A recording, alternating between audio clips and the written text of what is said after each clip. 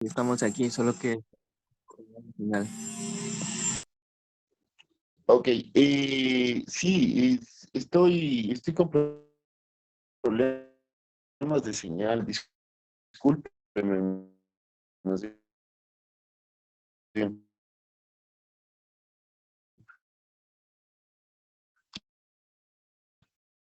Igual el mensaje cortando,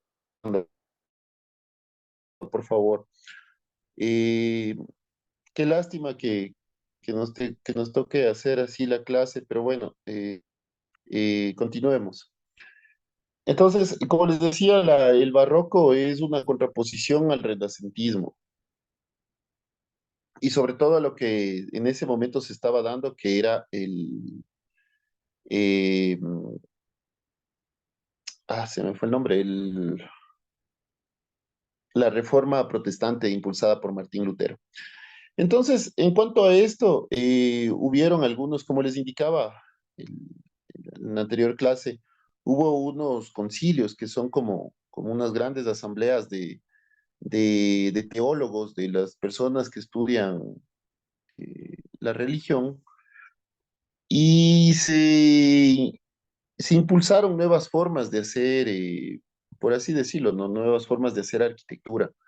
La idea de la iglesia fue generar una arquitectura más dramática, que atraiga más fieles, que atraiga más hacia las personas mayores sentimientos, mayores dramatismo, mayor teatralidad. Entonces, en cuanto a esto, empezamos a ver ya algunos ejemplos de arquitectura barroca. El mayor ejemplo, el más grande ejemplo es el Palacio de Versalles. El Palacio de Versalles está en París o en las cercanías de París. Bueno, el palacio está ubicado en el municipio de Versalles, cerca de París, en los complejos arquitectónicos monárquicos más importantes de Europa, y en el 2018 rebasó por primera vez los 8 millones de visitantes. Es importante indicar que actualmente el Palacio de Versalles ya nadie vive ahí, sino actualmente es un museo de sitio, ¿no? Es un edificio que desempeñó las funciones de una residencia real desde 1682 hasta 1789.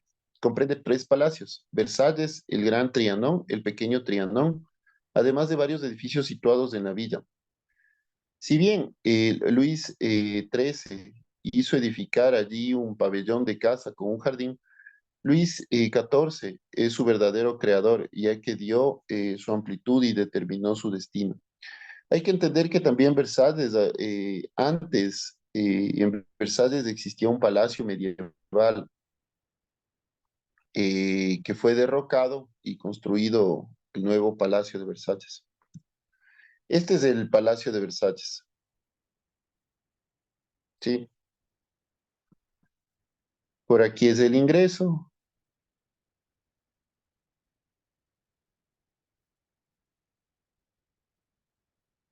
por acá es el ingreso.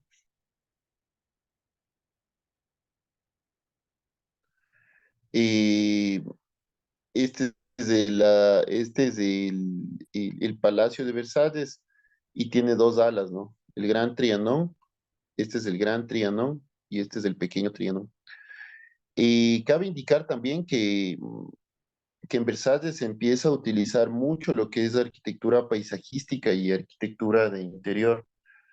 Y como yo les indicaba, no sé, no recuerdo si fue la semana pasada o en la anterior clase, es que también en el barroco se empieza a generar eh, nuevas formas de hacer arquitectura, que era la arquitectura de interior y la arquitectura paisajística, ¿no? Bueno, además que también se empieza a utilizar el urbanismo ya como un recurso de creación, como una herramienta de creación de ciudades, ¿no? Entonces, aquí vemos un mapa de Versalles de 1789. Sí, esto es Versalles.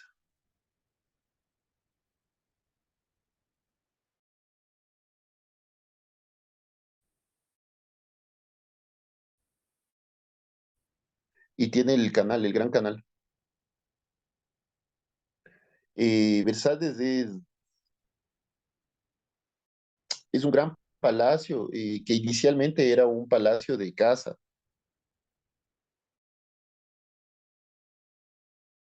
El palacio de vivienda del rey o del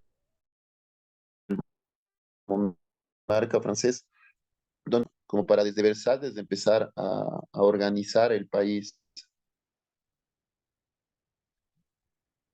Bueno, este es el plano de la planta principal del palacio de 1742. Inicialmente, el arquitecto Charles Lebrun y su equipo añadieron que al cerrarse conformaron una plaza de armas. Estas dos alas laterales que se añadieron y al interior se generó la plaza de armas.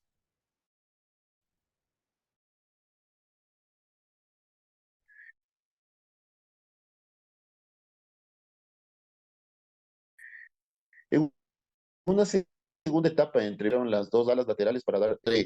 André Lenotre termina siendo, por así decirlo, el padre de la arquitectura paisajística.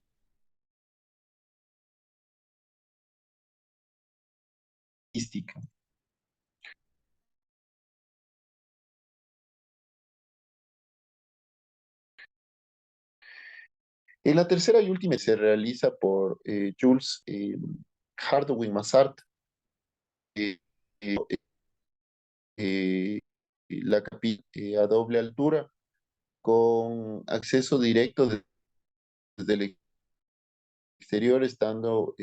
Massart también es el gran artífice. Bueno, esta es una imagen principal y posteriormente aquí se generan las dos. Esto es lo que posteriormente se hizo, ¿no? O sea, si es que nosotros vemos esto, ¿qué, qué cosas suceden?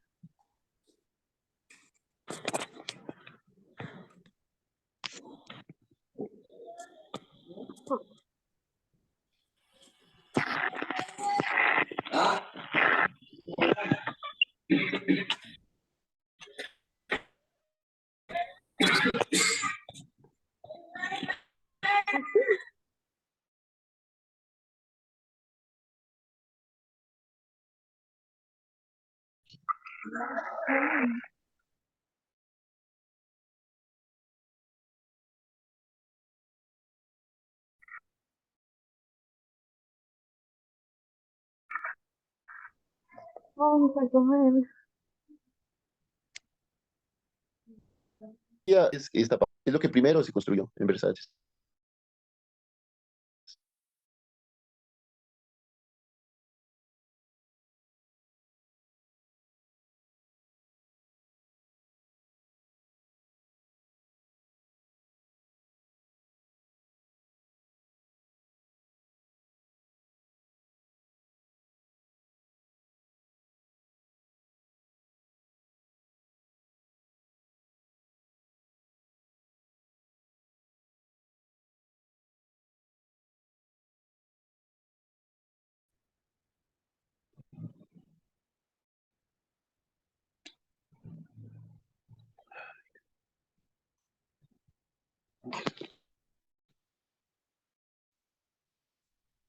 Espérenme, chicos, voy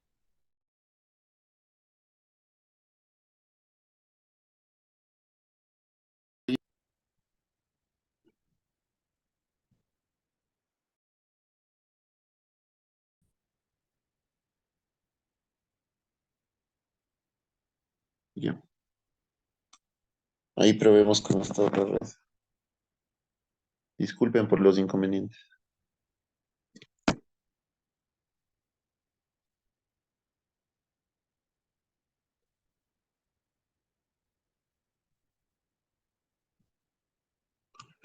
Bueno, entonces, posteriormente se generaron estas dos alas y aquí se generó la plaza de armas. Esta es famosísima, esta fachada. Muchas veces salen películas, en series. Es famosísima. Es una fachada en oro que hicieron.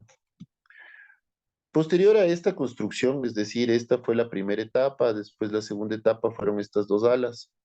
Se generaron ya las dos alas o dos grandes alas laterales, el gran Trianón, que es este, y el pequeño Trianón, que es este, pero realmente casi son del mismo porte, ¿no? Y se empieza a trabajar en las fuentes, en el diseño paisajístico de todo el Palacio de Versalles, como podemos ver en grabados antiguos.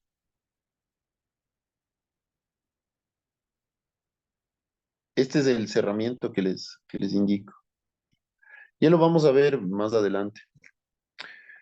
Entonces, por ejemplo, este es el cerramiento, es un cerramiento en oro, ¿no? En Versalles.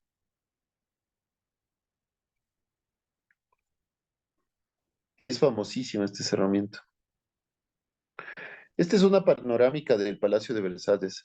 Adentro de esto, o sea, pasando ya estas puertas, es la Plaza de Armas.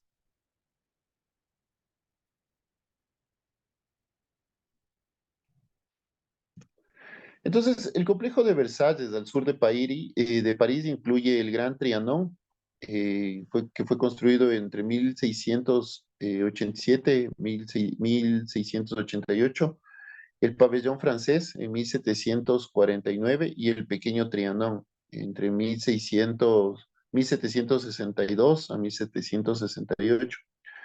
Adicional a esto, tiene el jardín del Le Petit Trianon o del pequeño Trianon, construido entre 1775 y 1785. También tiene cinco capillas. Los principales arquitectos de Versalles fueron Louis de Vaux, Jules Hardouin Massart, quien trabajó junto con el arquitecto del paisaje André Lenoutre.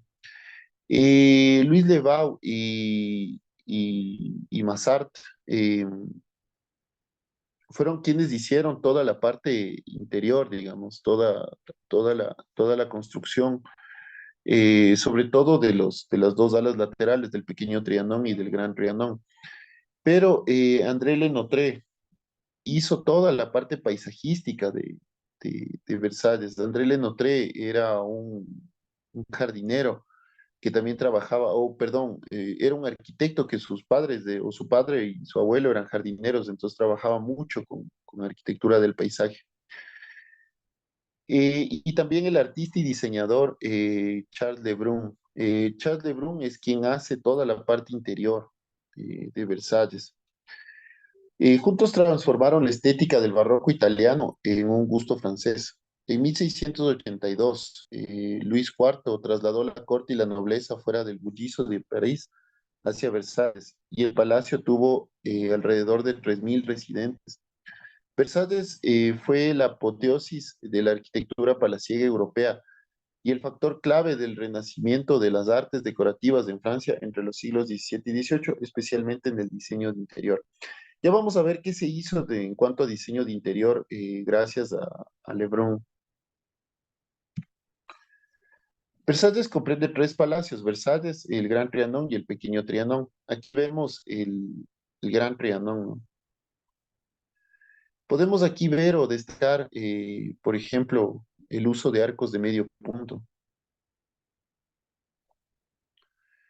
También estas sobreventanas que se hacían, que ya se venían haciendo, digamos, o se veían un poco ya en el Renacimiento, pero se toma con fuerza en el Barroco. Y además de varios edificios situados en la villa. Si bien Luis XIII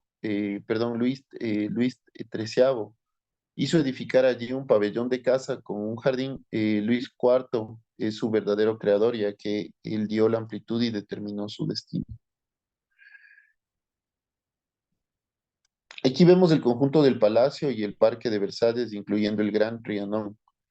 Y el pequeño Trianón fue declarado Patrimonio de la Humanidad por la UNESCO en 1979.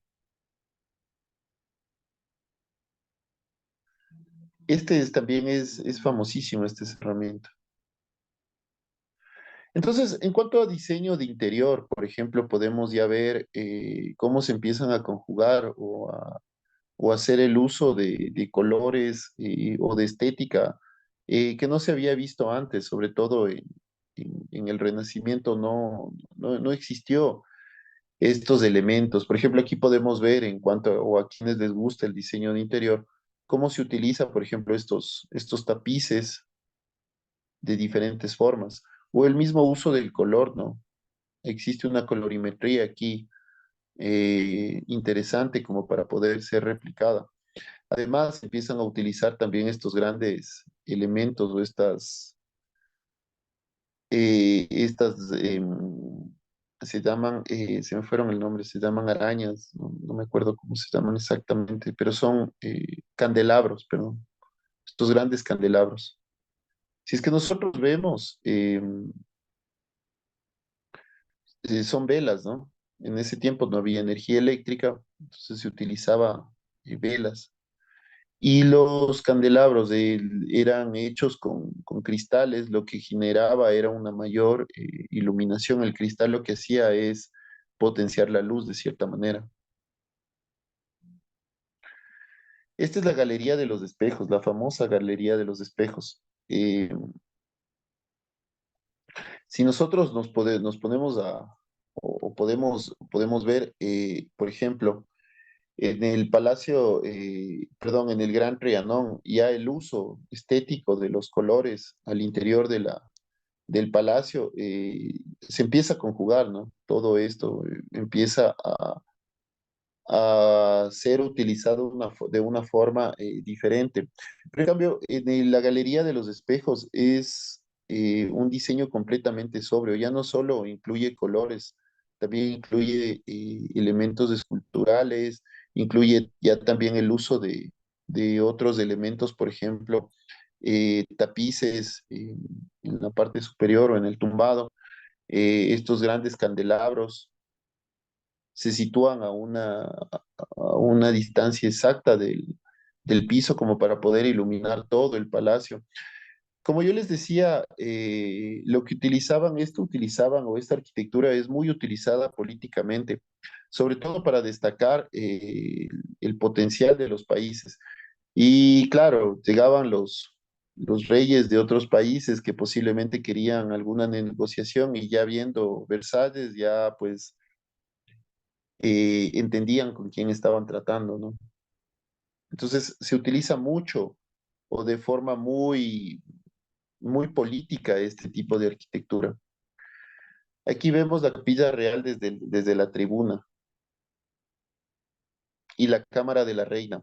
Otro de los elementos importantes en esta arquitectura, o en Versalles sobre todo, es que la reina tenía sus propios aposentos, su propio dormitorio donde llevaba a las otras reinas para que sus esposos, los reyes, empiecen sus negociaciones o sus discusiones o lo que tengan que conversar. Y la reina llevaba a las otras reinas a hacer el mismo ejercicio.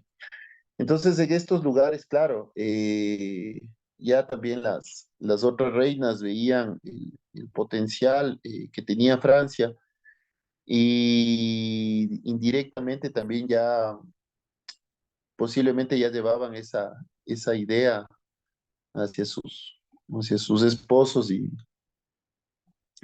y políticamente también era utilizado esto, ¿no? O sea, ya si es que querían empezar alguna guerra, alguna cosa, ya lo iban a pensar varias veces. Entonces, la arquitectura del Palacio de Versalles es barroca. La planta baja se concibe con un alto zócalo, cornisas con estatuas, tejados planos, disimulados por balaustrada, cubierta de trofeos y calderos, ¿no? Aquí, por ejemplo, podemos ver cómo ya no se utiliza tanto los órdenes dórico, jónico o corintio, sino ya se empieza a utilizar más bien una mixtura también de órdenes, ¿no? Por ejemplo, esto tiende más bien hacia un orden corintio, ¿no? es más cercano a un corintio. Aquí, por ejemplo, vemos y también el uso del oro, ¿no?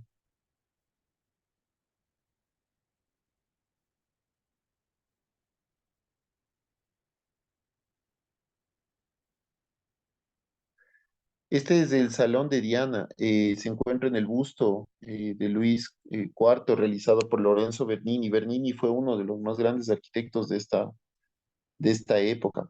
El rey aceptó posar para esta escultura de facciones resplandecientes a los 27 años. Este es Luis IV.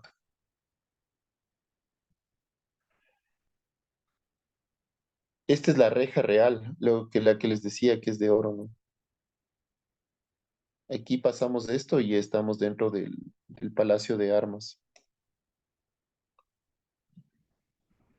Entonces, los jardines de Versalles. André Lenotre transforma la naturaleza y amplifica las proporciones. Las esculturas y las fuentes de agua evocan los placeres de la corte.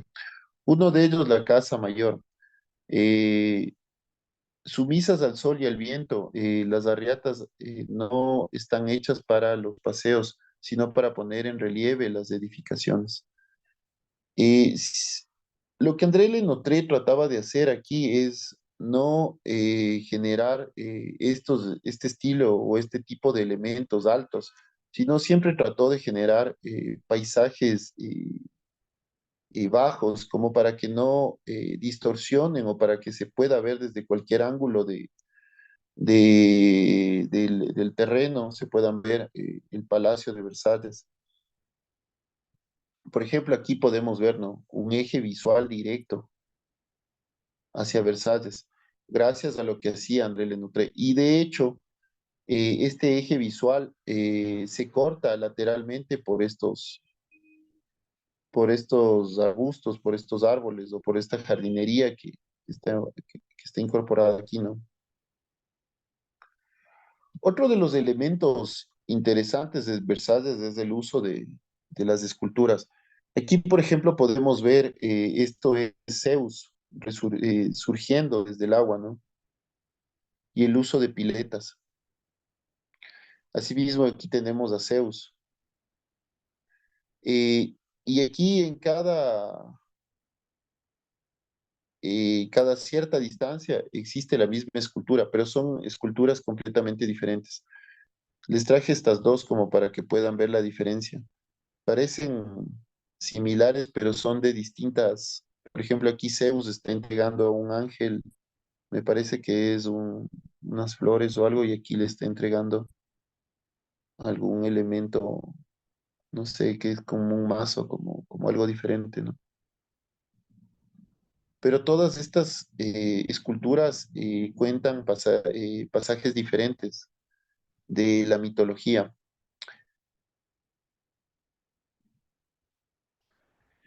Bueno, el mito del sol irradia todo el jardín, pero aparece más en el eje central, las cuatro estaciones, los cuatro continentes, los cuatro temperamentos del hombre. Eh, Esto es lo que indicaba Zeus, ¿no?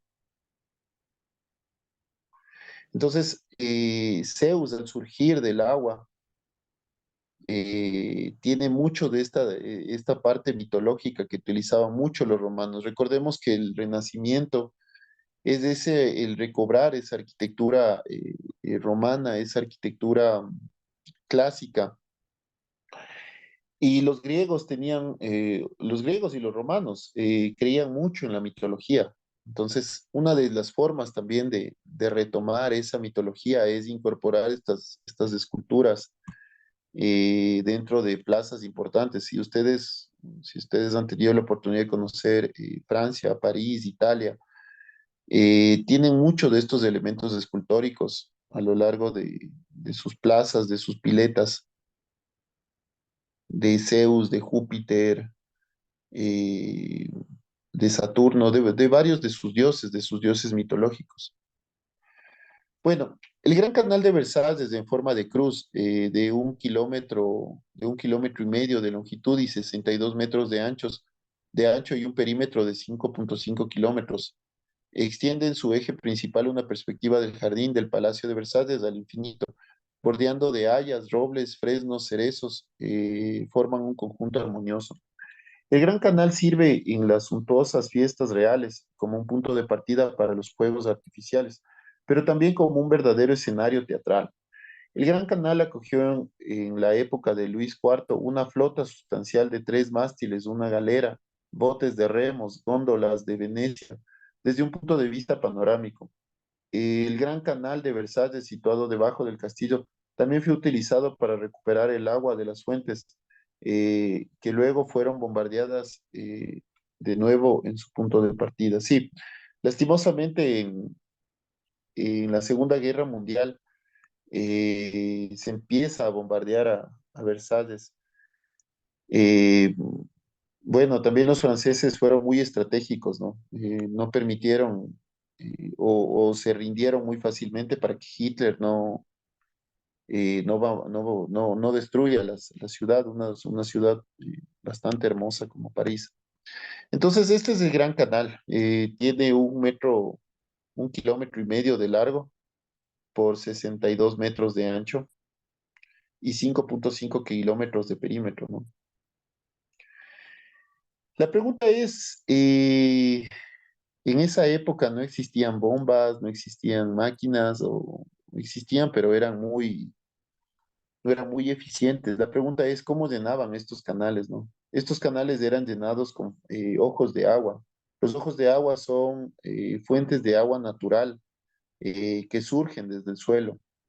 Entonces, esto al ser un bosque, o Versalles antes al ser un bosque, tenía muchos ojos de agua, muchas cuencas hidrográficas aquí al interior.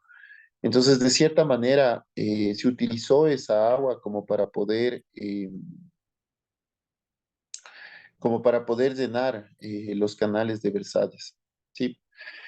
Esto es Versalles. La verdad es que Versalles es algo hermoso. Yo no lo conozco. Algún día espero conocerlo. Me encantaría conocerlo. Moriría por conocerlo. Eh, y es, digamos, el punto cumbre o la máxima expresión de arquitectura barroca. Y sobre todo de la elegancia francesa, ¿no? Pues por ejemplo, aquí vemos la Galería de los Espejos, donde todo tiene un significado, todo tiene elementos muy vistosos, elementos muy ornamentales, que están ahí solo para evocar sentimientos. Me gusta mucho pensar en qué sabrían hacer en esa época o cómo la gente se relacionaba en esa época. Y yo me supongo, por ejemplo, hay el- bueno, es un libro, pero también hay la película El hombre de la máscara de hierro y ahí hacían sus grandes fiestas, tocaban y se relacionaba la gente, ¿no? Entonces, yo me imagino un lugar como este donde hacían sus grandes fiestas las personas de esa época. Igual, el mismo hecho, el simple hecho de tener, o sea, era tan bien pensado esto, el simple hecho de darle una cámara a la reina como para que pueda llevar a las otras reinas posiblemente a conversar, no sé, a hacer muchas cosas podrían haber hecho. No sé, a hablar de pintura, de arte, no sé, de muchas cosas. Pero, sin embargo, detrás de eso tenía una connotación política desde el hecho de que generalmente las primeras consejeras de los reyes eran siempre sus esposas o las reinas. Entonces, ya viendo toda este palacio, este lugar tan maravilloso, seguramente las reinas ya les aconsejaban a sus esposos, no entres en guerra, piénsalo 2 veces, Francia es muy poderosa. Entonces, seguramente lo que hacían en ese tiempo era eso, o sea, era ya ganarte desde la moral, ¿no? Sin necesidad de entrar en guerra.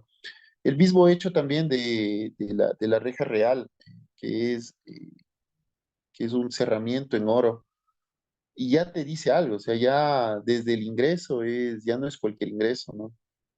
Es súper bien jerarquizado. Bueno, chicos, entonces, habiendo terminado o habiéndoles presentado a Versades, les voy a pedir que me ayuden con un deber. De hecho, les voy a que esto es realizar de las clases, realizar un mapa conceptual eh, sobre Versalles. Esto sería para el próximo sábado, ¿sí? Yo ya les mando la captura. Uy,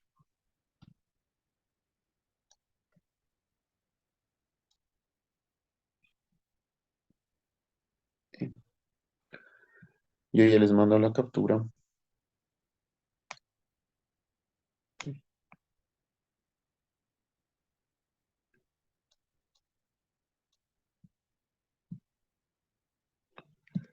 Yo ya les mando la captura.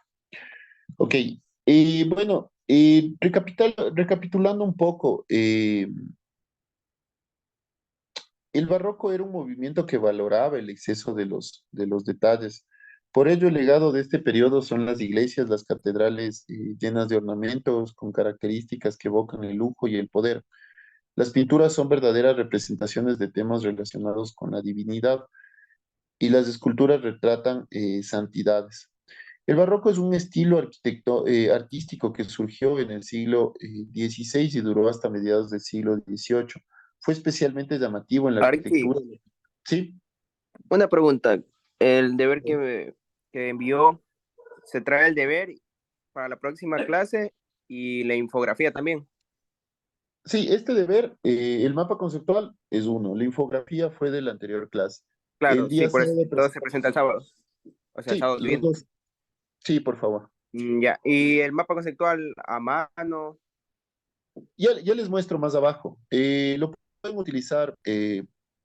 La idea aquí es tratar de utilizar elementos tecnológicos. Lo pueden utilizar varios programas que existen para esto. Ah, ya, Ya, ya Arqui, les, gracias. ya les doy ejemplos más adelante, ¿ya? Ya, gracias, Arqui. Quería hacer ahora más bien una recapitulación para que ustedes tengan más elementos como para poder hacer el mapa conceptual. Bueno, pero como les decía, el barroco es un estilo artístico que surgió en el siglo XVI y duró hasta mediados del siglo XVIII. Fue especialmente llamativo en la arquitectura, la pintura y la literatura. Antes de pasar a los mapas conceptuales del barroco, repasemos un poco sus características, ¿sí? Las características del barroco. Estos factores los convirtieron en un importante aliado de la Iglesia en la lucha contra la reforma protestante de Martín Lutero. En otras palabras, el movimiento fue realizado como una herramienta a la contrarreforma. El barroco dictó tendencias en diversas formas de manifestaciones artísticas. En general, este movimiento está marcado por el retorno de las ideas teocéntricas que sitúan a Dios como centro del universo. Sin embargo, esta idea acaba desembocando en un dualismo, el conflicto entre lo divino y lo terrenal. Así existe un dilema entre el teocentrismo y el antropocentrismo. Recordemos que el teocentrismo se retoma en el barroco y lo que existía antes del barroco era el antropocentrismo dictado por el Renacimiento. Además, en aquella época la emoción superó a la razón y las ideas protestantes fueron cuestionadas por la Iglesia Católica. Esto dio lugar a una marcada reflexión sobre la guerra entre lo correcto y lo incorrecto, el bien y el mal, Dios y el diablo, básicamente. Las características del barroco en la literatura es que, pero en la literatura también se replica también mucho en la arquitectura, ¿no? Ya lo vamos a ver. Pero en la literatura es que existió un lenguaje pesimista, textos con mensajes religiosos, presencia de metáfora, hipérbole, paradoja y antítesis, textos refinados y adornados. Esto también es súper característico del barroco. Lo podemos ver, por ejemplo, en el Quijote de la Mancha, ¿no? La forma de expresarse, los versos del Quijote de la Marcha al hablar, por ejemplo, son textos muy refinados y adornados. La preocupación por la forma del texto, los poemas que expresan un sentimiento de culpa por los pecados cometidos. La característica del barroco en la música son expresiones dramáticas, como ocurre en la ópera, combinaciones de instrumentos y voces más variadas y ornamentación musical. Las características en la pintura barroca son representaciones de pasajes bíblicos, representación del infinito, apreciación de las luces y las sombras, acabados bien trabajados y fuerte contenido emocional. Y la característica del barroco en la arquitectura son monumentos religiosos con muchas curvas e irregularidades, el efecto dramático y teatral, las obras llenas de extravagancia y exageraciones ornamentales, el uso de columnas curvas que dan la idea de movimiento y el uso de adornos en oro y en bronce. Aquí les traje, por ejemplo, ejemplos de mapas conceptuales de arquitectura barroca, que es básicamente lo que les quería, lo que quería que hagan. Pero aquí me equivoqué. No, es un mapa conceptual sobre el barroco, no sobre Versalles.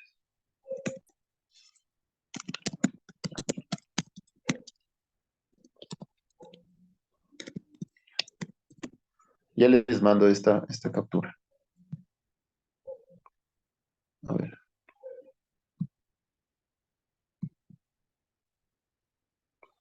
Ya. Entonces, aquí vemos, por ejemplo, el barroco, ¿no? El barroco es un estilo artístico europeo que se desarrolla en el siglo XVII y en la primera mitad del siglo XVIII. El barroco nació en Italia y se extendió a toda Europa, desde España y Portugal, también se llegó a América. Fue un estilo artístico bastante despreciado por los historiadores modernos por considerarse anticlásico. Igual le había ocurrido con el gótico, sin embargo ha sido revalorizado a lo largo del siglo XX por los artistas vanguardistas. En el plano religioso es un arte muy apegado al catolicismo, en una Europa dividida entre católicos y protestantes. Entonces, por ejemplo, como segundo punto, aquí ya vemos las características de la arquitectura barroca, vemos el dinamismo. Existe una tendencia en dotar a los edificios de movimiento empleado líneas, curvas, alternancia de líneas cóncavas y convexas que dan lugar a las fachadas alveadas. Es una arquitectura que gusta a los fuertes contrastes, a la recta y la curva, el claro y el oscuro, el cercano lejano, en las perspectivas. El empleo de las formas clásicas transformadas. Se siguen utilizando muchos elementos clásicos, pero con un tratamiento diferente. Frontones quebrados, entablamentos quebrados, columnas clásicas, pero no adosadas, con volúmenes plenos y columnas salomónicas, muy dinámicas, con un fuste retorcido que asciende a un sentido helicoidal. Los abovedamientos cupuliformes, que se emplean bóvedas y cúpulas como cubiertas, pero es frecuente que las cúpulas sean ovaladas. La profusión de elementos decorativos. Se emplean muchos de los relieves que refuerzan el contraste. Ya citado en claros oscuros, dentro de esta decoración en relieve destacan los elementos botánicos y las placas rectangulares. Los edificios de la arquitectura barroca, tenemos los religiosos, son las iglesias, y los civiles, los palacios, que embellecen con jardines y fuentes. Los arquitectos principales,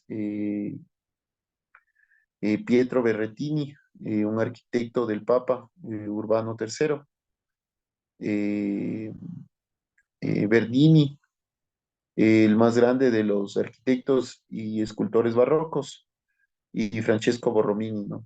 El rival de toda la vida de Bernini. Pero bueno, aquí traje algunos otros ejemplos, como para que ustedes los puedan. Igual esto yo ya les subo al portas de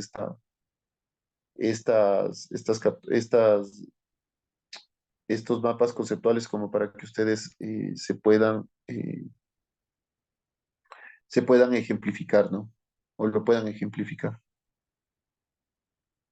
Por ejemplo, el barroco comienza en el último cuarto del siglo XVI hasta finales del siglo XVIII.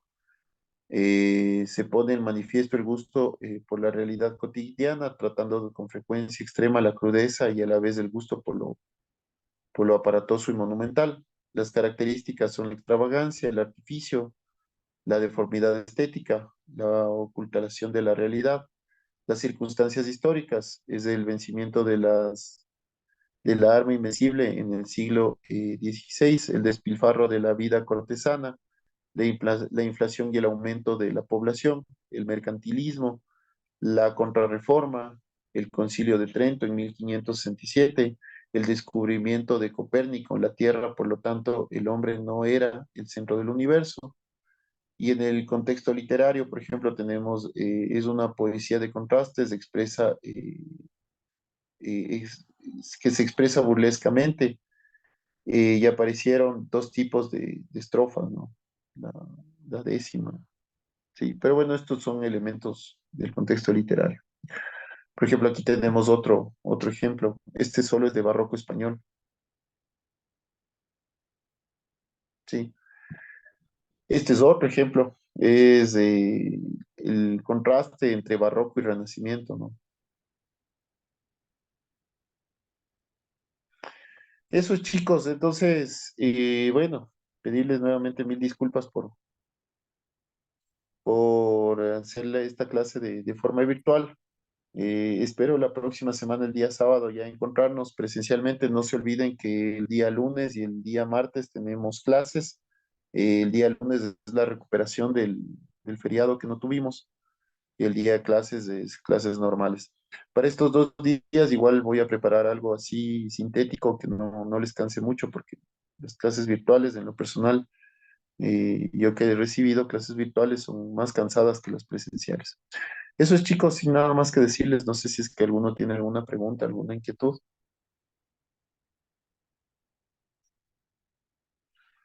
Chicos, ¿siguen ahí? Sí, Arkin. Hecho. Entonces, no sé, yo ya les envío el deber, o les envío una captura de este deber. O no sé si es que alguno de ustedes me puede dar generando una captura y puede subirle al grupo para que no se olviden, por favor.